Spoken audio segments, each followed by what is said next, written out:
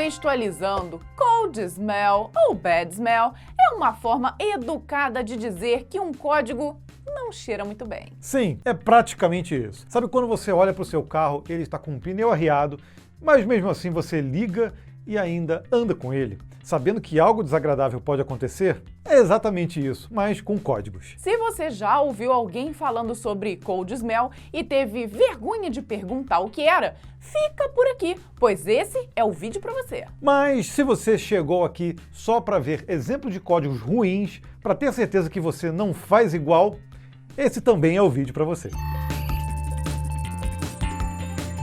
Olá, CDF! Se o seu negócio é programar, o Código Fonte TV é o seu lugar. Nós somos esses dois programadores loucos por trás desse canal de tecnologia e semanalmente lançamos vídeos sobre carreira, mercado e programação desde 2016. Te convidamos a se inscrever no canal e fazer parte dessa comunidade que está crescendo muito a cada dia.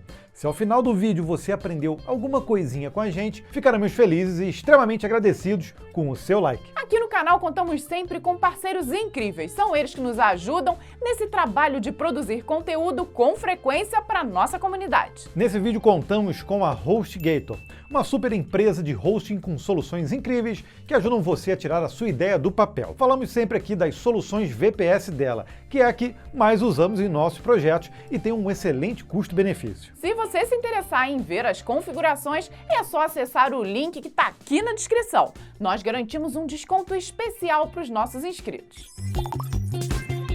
Cold smell é um termo que começou a ser utilizado no final dos anos 90 por Kent Beck na WikiWeb, que foi a primeira aplicação da Wiki para troca de ideias entre programadores. E o nome pegou. Martin Fowler usou ele no livro Refactoring, Improving the Design of Existing Code, em 1999. Cold smell foi utilizado para descrever características no código-fonte que possivelmente indicam problemas. Determinar se o código cheira bem ou não é subjetivo e pode variar de acordo com a metodologia de desenvolvimento e até a linguagem. Mas não se engane, viu? Um código, quando é ruim mesmo, não há linguagem que consiga salvar. Dá até para classificar os smells por nível de aplicação, de classes e de métodos.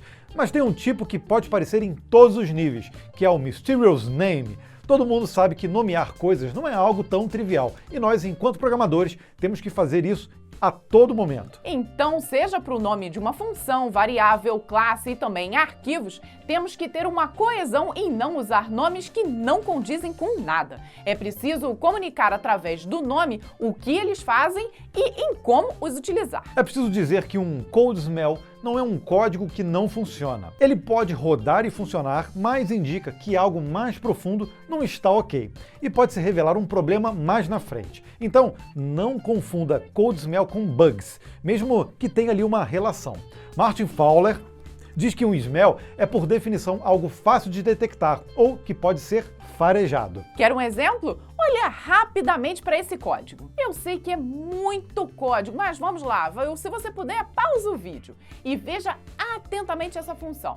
Me arrisco a dizer que tem muito código desse jeito rodando por aí. É uma função para escrever um carrinho de compras em uma loja virtual. O simples fato dessa função ou método ser longa demais, misturar a interface HTML com regras de negócio para cálculo de frete, já demonstra de cara que algo não está legal.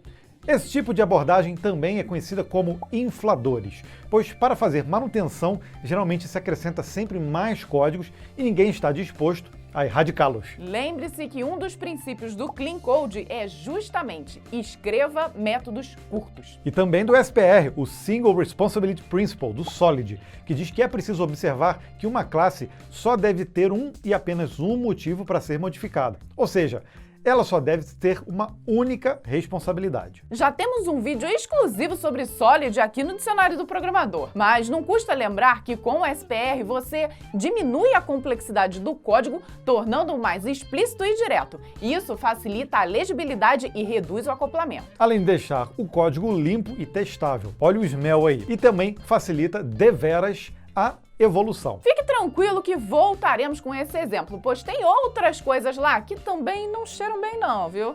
Fowler diz que se um método tem mais de meia dúzia de linhas, ele torce o nariz e sabe que algo ali não está legal.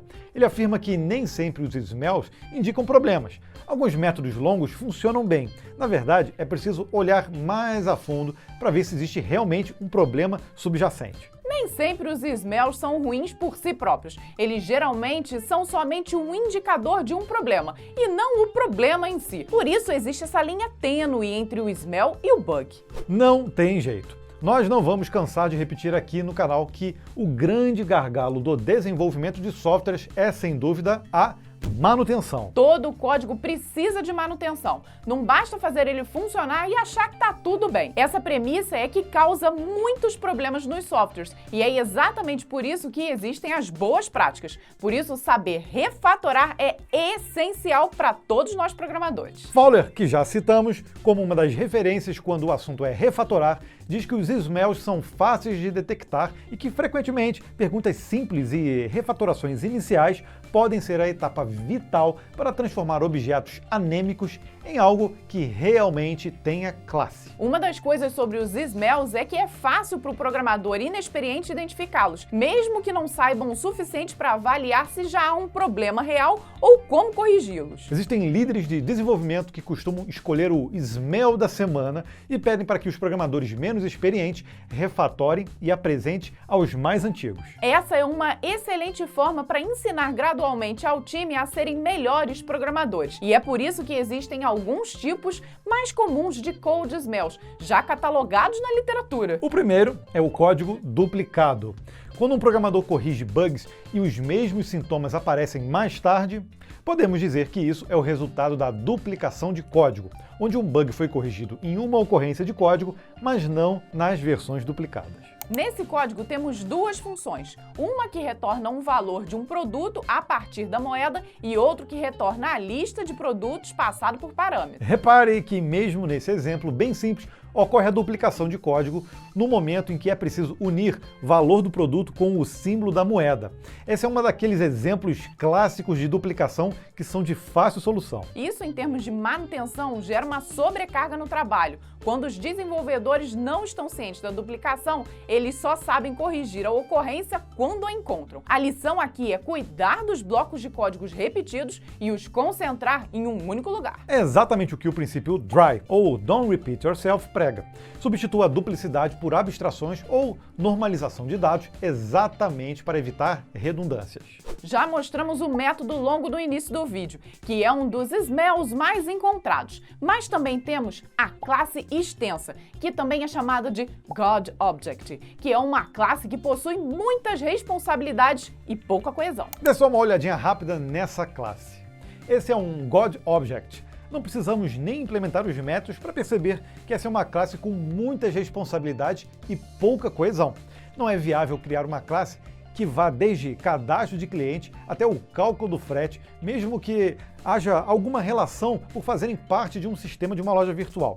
Acredite ou não, é esse tipo de problema que nós já encontramos por aí quando vamos fazer manutenção em softwares legados. Claro que em alguns casos podem existir exceções, como em utilizações em façades, mas que continuam sendo code smell, né? Continuam. Um outro code smell comum é o Feature Envy, que poderíamos traduzir grosseiramente como inveja de recursos. Isso acontece quando um método não aproveita dados ou método da própria classe a qual ela pertence. Isso mesmo, ao invés disso, ela acaba utilizando muitos dados ou métodos de uma classe diferente. Por isso que se diz que ela ficou com inveja e quis fazer por conta própria. Olha só esse código em TypeScript. Temos duas classes, uma que representa as informações de contato com métodos para retornar o endereço, cidade e o estado, e outra classe que representa o cliente, que recebe essa classe de informações de contato via injeção pelo construtor. Até agora nada de errado, porém podemos perceber um outro método dentro de cliente chamado getEndereçoCompleto. Essa poderia ser uma Feature Envy, uma vez que utiliza demais dos métodos da outra classe para formar os dados que são utilizados no método. Essa é uma das características desse smell. As propriedades são utilizadas por outra classe mais vezes do que na própria classe onde elas são definidas.